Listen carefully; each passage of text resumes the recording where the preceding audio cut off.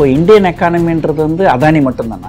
Reliance பத்தி குறை சொல்லலாம்ல, HDFC பேங்க் பத்தி குறை சொல்லலாம்ல, ஸ்டேட் பேங்க் பத்தி குறை சொல்லலாம்ல, ONGC பத்தி குறை சொல்லலாம்ல. இந்தியாவில் இருக்கிற யாரையுமே அவங்க குறை சொல்லலையே. அவங்க குறை சொல்றது ஒரே ஒரு குரூப் தானே. அப்படி இருக்கும்போது இந்திய பங்குச்சந்தையை வந்து எப்படி நீங்க சொல்லுவீங்க? எந்த உண்மையும் அவங்க மறைக்கல. அவங்க சொல்ல நாங்க ஷார்ட் செல்லர் தான். அவங்க ஷார்ட் செல்லர்ங்கிறது அவங்க சொல்லிட்டு விஷயம். அவங்க வந்து எதையுமே மறைக்கல. நாங்க ஷார்ட் செல்லரு.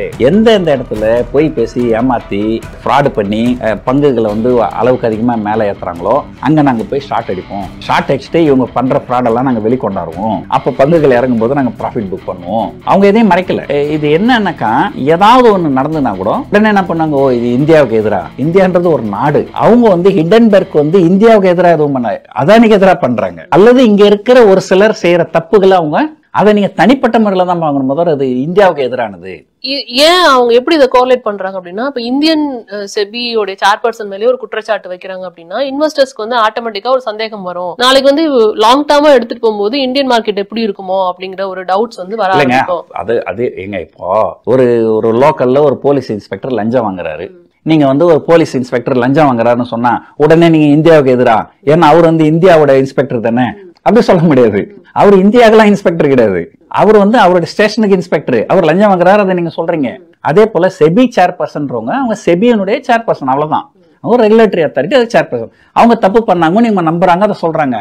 அதை எப்படி நீங்க இந்தியாவுக்கு எதிராக சொல்ல முடியும்? இதுதான் பாஜகவோட வாதமா இருக்கு. பாஜக தலைவர்களுடைய வாதமா தான் இருக்கு. தொடர்ந்து அவங்க இதுதான் வந்து குற்றச்சாட்டை வைக்கிறாங்க. ஹிண்டன்பர்க் வந்து ஒரு போலியான நிறுவனம். அவங்க வந்து தொடர்ந்து இது போன்ற பல விஷயங்கள்ல யூஎஸ்ல இருக்கிற 2-3 கம்பெனி, க்ளோவர் கம்பெனிகள் எல்லாம் பண்ணாங்க. அதுல இருந்து அவங்க ப்ராஃபிட் பார்த்தாங்க. சரிங்க. இப்போ அவங்க வந்து அமெரிக்கால இருக்கிற கம்பெனியும் பண்ணாங்க இல்லையா? அப்ப அவங்க அமெரிக்காவுக்கு எதிராக இருக்கிறாங்கன்னு சொல்ல முடியுமா? அப்படி இருந்தா அமெரிக்க அரசாங்கம் சும்மா இருக்குமா? இப்போ இவங்க ஏன் வந்து அவங்க மேல கை வைக்க முடியலன்னா அவங்க வெளிநாட்டுல இருக்கிறாங்க. உங்களுடைய ஜூரிஸ்டிகேஷன் இந்தியால தான். அவங்க மேல கை வைக்க முடியாது. ஆனா அவங்க அமெரிக்கால தான் இருக்கிறாங்க. அமெரிக்க கம்பெனி அவங்க பண்ணி இருக்கிறாங்கல்ல.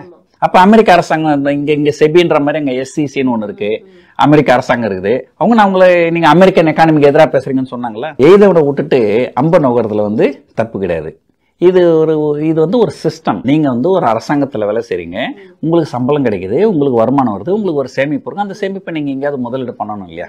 சோ அரசாங்கத்தை பொறுத்த வரைக்கும் நீங்க அரசு வேலையில ஜாயின் பண்ணும்போது அவங்க என்ன சொல்லலாம், நீங்க பார்ட் டைம் பிசினஸ் பண்ணக்கூடாது. ஏன்னா உங்களுடைய முழு கவனமும் வந்து தொழில தான் இருக்கணும், அரசாங்க உத்தியோகத்துல தான் இருக்கணும். நீங்க பார்ட் டைம் பிசினஸ் பண்ணக்கூடாதுன்னு சொல்லுவாங்களே தவிர முதலீடு பண்ணக்கூடாது அப்படின்னு சொல்ல மாட்டாங்க. ஸோ நீங்க வந்து இவங்க முதலீடு பண்ணலாம்.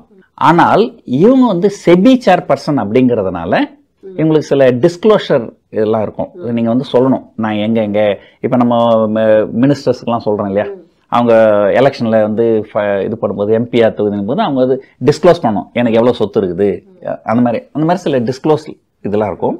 அதை அவாய்ட் பண்றதுக்காக இவங்க வந்து அவர் கணவர் பேருக்கு மாத்தி இருக்கலாம்.